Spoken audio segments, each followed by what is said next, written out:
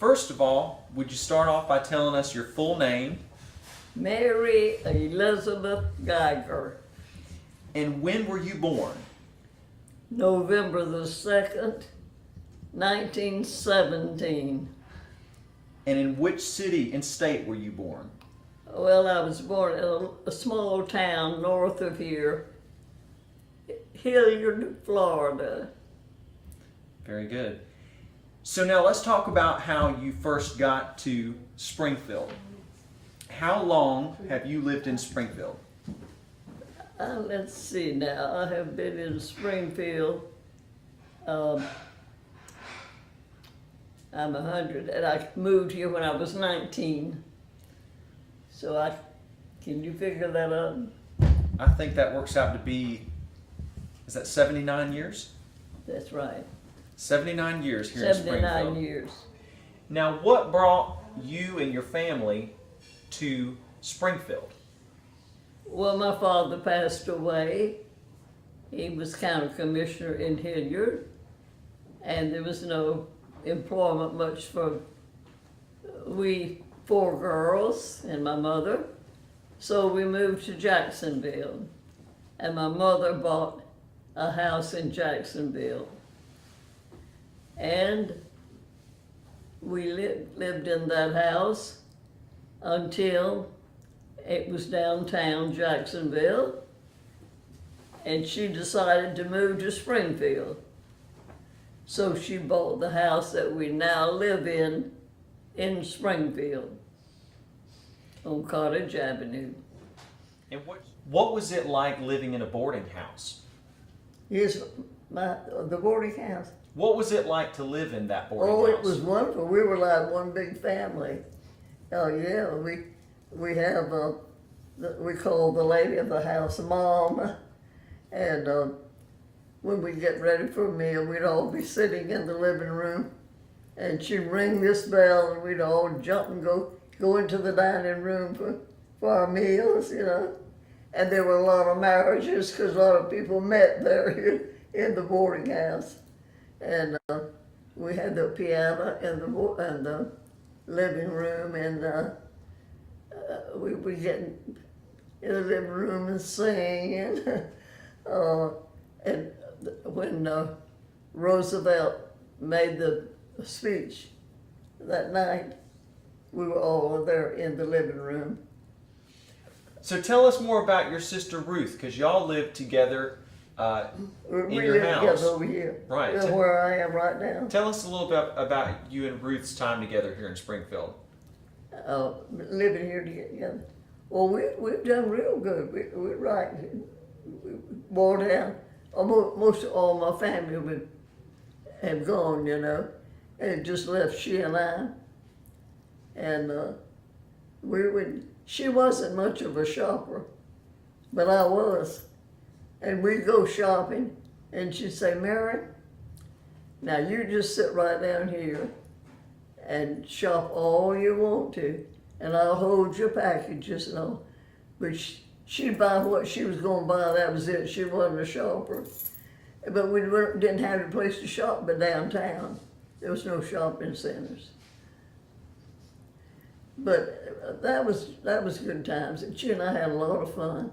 And then in more recent days, about 10 years ago, we used to go down the landing. You know, she loved ice cream. And we'd go down the landing and get a big dip of ice cream. That was a big deal then. So we had a good relationship together. And they're all gone now, and I'm the only one left in my family. I had 3 sisters, and of course my mother and everybody. But I've sort of inherited my next door neighbors. They're very nice people. And I just had dinner with them. And I told them they can fix that dinner any time because it was delicious. So I wound up in Springfield at 100 years old with wonderful neighbors. My name is Joyce Butler Hires. I was born December 29th, 1935, right here in Jacksonville, Florida, at St. Vincent's Hospital over in Riverside. Oh. Okay. My grandparents came here, I believe, from Cochran, Georgia. They came here from Georgia, and they bought, I think, one of the first homes built on First Street over in Springfield. It was in the 1920s, probably the late 20s. Do you remember the address? Oh yeah, 218 East First Street. And I used to spend a lot of time with my grandmother, and I used to love to play in her backyard, and we played cork ball and with the children on the next street, and I enjoyed staying there a lot. And my grandfather got killed when I was only 3 years old, so that was in 1938. And he worked for the, I guess he must have worked for the city. He inspected bridges, and he was inspecting the Main Street Bridge, and he stepped on a part that was not secured, and he fell into the river and broke his back. And so my grandmother was left at home with 3 children still at home. She had 9 children, but 3 of them were still at home. And I had an aunt that was just 6 years older than I was, so my aunt loved to take me off with her, and we would go walk down First Street through Confederate Park to downtown Jacksonville, and go to May Cohen's and go in their little candy department, get us some candy. And I don't think we probably didn't have money to have lunch there at that time. We probably went on down to Woolworth's and did that, but we did a lot of shopping with Lerner's and Baker's and all the stores there. So after my granddaddy died, she rented out places upstairs, and she just lived downstairs. Was that common in the neighborhood? Yes, very. You never locked a door. You just left your doors open, and everybody came in at night, and doors always stayed open, and everybody was family. We all sat on the front porch, and I remember a lot of the roomers, even names. We had grandmother always entertained for Christmas, and all the upstairs people and the family would all have a big Christmas party, and my aunt was a pianist, which she loved to play, and we'd all meet in grandmother's rooms and sing and have a good time. And that aunt of mine, she also worked at May Cohen's, and I think back then Hallie Cohen's is what my uncle used to call them because he knew them. But she worked in the mezzanine playing the sheet music at Cohen's for a good while. What was her name? Her name was Dolly Purser, Dolly Sue Purser. Then in about 1952, my mother turned pretty ill and needed to be close to somebody. So we moved to Springfield, and my daddy bought a cleaners on Gulf Air. Butler Cleaners is still there, but we don't own it anymore. But that's when we moved to Springfield, and I was a sophomore in high school. And so I started Jackson. I made majorette, and I was a majorette, and I went to the Springfield pool, and some little guy followed me home, and 63 years later, I'm still married to him. I tried to chase him off, and he wouldn't go, but I'm glad he didn't. And so he was a football player at Jackson, but he was a year younger. He's only a month younger, but he was a year behind me in school. And we went together all the way through school and got married right when he graduated. My name is Richard McLean Wright, Jr. And my wife and I have been living here. I don't know if the family came to Jacksonville in the 1800s, but I do know that Bernice, which would be my great grandmother, came to Jacksonville, and they had a house downtown. It was Adams Street and Main Street. And in the fire, which I think the fire was 01, burned the house down, and they moved to Springfield.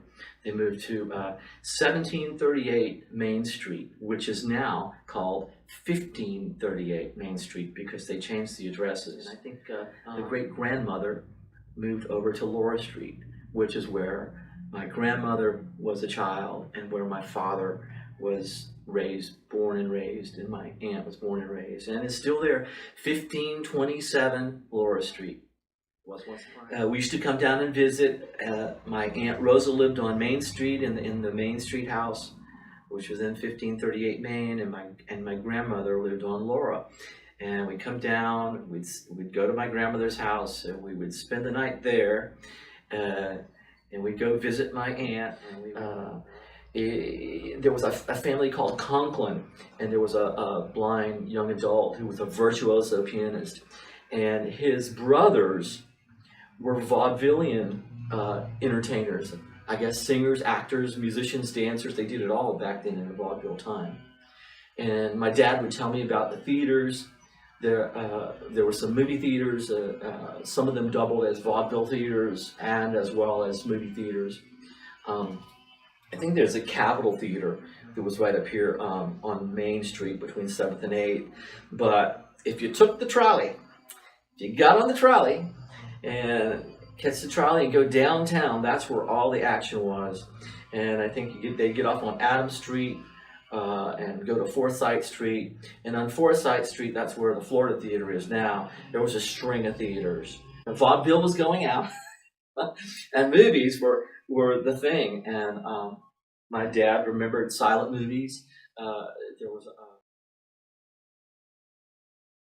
I'm Mary Helen McDowell Porter. I was born and raised in Springfield on Boulevard. I was born in St. Luke's Hospital, the old St. Luke's. And my grandfather had come down from North Carolina, or rather South Carolina, and he was a trolley car operator. And so we think that's probably how they met.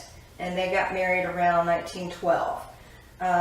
He then went on to be a police officer, and he was originally a mounted police officer. And his horse was an old circus horse, so whenever it heard music, it would start prancing. So he led all the parades, and he led the parade over the Acosta Bridge in 21 Was that when they opened the bridge? to the south side. Other than that, you had to catch a ferry to go across the south side of town. Also, with Arlington, you had to go by ferry. So we didn't have all these bridges back then. My grandmother said that they could see the Great Fire from Stark. They could see the sky light up and the fire because it was during the day. I guess it was very clear, and they could see that, you know, there was a huge fire going on. I can't imagine. Well, my parents were both born and raised in Springfield. My father grew up on 2nd Iona. My mother grew up on Market Street. I think they lived in boarding houses, a couple of different ones. I don't know that much about my mother's childhood other than what my aunts have told me. So they went to school together, Maddie B. Rutherford, and they went to Kirby and Jackson. My father went to Duval High School before Jackson. It was kind of a vo-tech kind of school.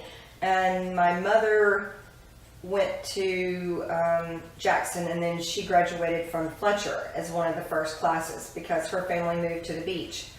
So my father's father went on to be a motorcycle policeman and then a detective in the 30s. So they stayed in Springfield. My mother's father became a night watchman, and they lived at the beach. So at night he would go around and tell people lights out because of the German U-boats off the coast during World War II. So my mother and father ran into each other after my father came home from World War II. He was on furlough because he was injured, and they ran into each other and they started dating. And we lived there on Boulevard until 1971, January of 71. My parents built their house in 1948, 49. We would walk down the alley. We had an alley in our backyard, so we would walk down the alley. I had a couple of friends that lived on 21st Street and 22nd Street. Everybody just were normal kids. We played out in the street. We rode our bicycles. We roller skated on the octagon sidewalk with the metal skates and the little skate key around your neck. We would go back to school shopping, and then we would go. Where did you go shopping? Gateway. Gateway. Everybody went to Gateway. Okay. Well, now before that, my mother and her generation shopped downtown. So they had Lawns department store, they had Joe Rose shoes, Ivy's, Furchkett's, May Cohen's were downstairs, McCohen's had the elevator and they had an elevator operator. And so she would do the little lever, which would take you up and down the elevator. In the 60s, things started growing out. People started migrating outward from downtown, and they started.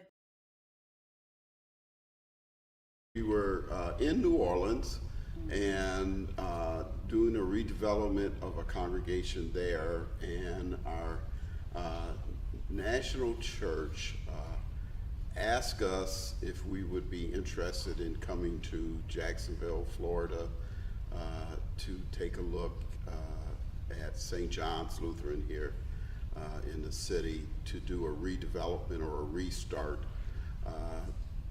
And we said we would be open to looking and discussing it, and so we paid a visit here. What year was that? That was December 1999.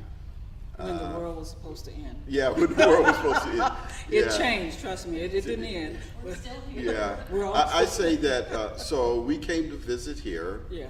It was an interesting congregation. St. John's is the oldest Lutheran congregation in Jacksonville, the second oldest in the state. The oldest congregation is Bethlehem in Lake City. This congregation was formed in 1877. And it was originally down on Laura and Ashley Street, and they moved to this location in 1926. So it was an interesting congregation in that we were the first African American members of the congregation as the pastors. It was the average age was 74 years old, and they were trying to figure out, what do we do? Do we close the doors? Do we merge? And when we came to visit the first time in December, a couple of people from the congregation wanted to take us and ride us around and see all the great things about Jacksonville, and our response to them was, no, we want to walk the neighborhood. Right. And they were like, what?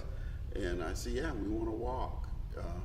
Because we were trained as part of our mission development that you look at things in the neighborhood. So we looked at buildings to see how many electrical outlet boxes they had on, and how many mailboxes and things like that. And you could see that at that time, there were duplexes that were now fourplexes, and single family homes that were duplexes and fourplexes. And this sort of saturation, I guess.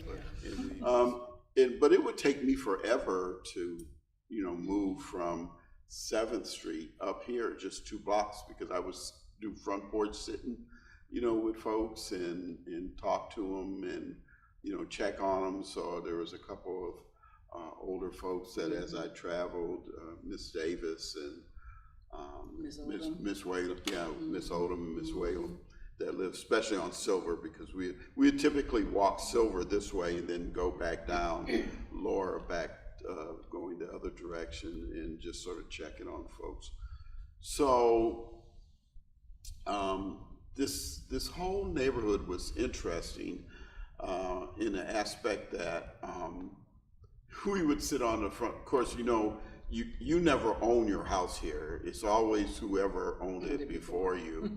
So you would tell people where you live, and and I said, oh, we live in Scott and Charlie's house. Oh, Scott and Charlie, yeah, So I always thought that was kicks. So the other thing was, if you were like driving down the street slowly, like looking at houses, people would walk up to you and said, hey, I noticed you're looking at, this is a great neighborhood to, if you want, you can come in. And I think most of the folks that were, as I call them, urban pioneers here, they would have like the pictures of their house the way it was, in the foyer, and you could go in and look at them, or they had them up on the wall in the foyer. And it was just that engaging. And of course, there weren't that many contractors in the area. And so they were sharing information about, and that was really interesting. It was new, But it was nice because everybody, and it was, people were walking and trying to make those changes. And that was well But- before Facebook, I have to add. Yeah, well So before people were Facebook. interconnecting, so Yeah. I knew I was talking to Miss Lisa, I knew I Yeah. was talking to so-and-so, and not necessarily that different type of connection that it is now. But when we first got here, we said, this is a healing place. So we have a motto that St. John's is a safe place to explore your faith and to heal. So we've always been open about, we don't really care, well, we do care, but we're not going to judge you by what you believe. You come, you fellowship, you serve with us. So if you want, so we tend to be social active, justice type of congregation. So, you know, I tell folks, or if we're going to do a project outside, I say, I don't care what you believe. What I do hope is that you believe that you can make a difference by your actions. So that would be the belief. So come join us in making a difference in this world. And so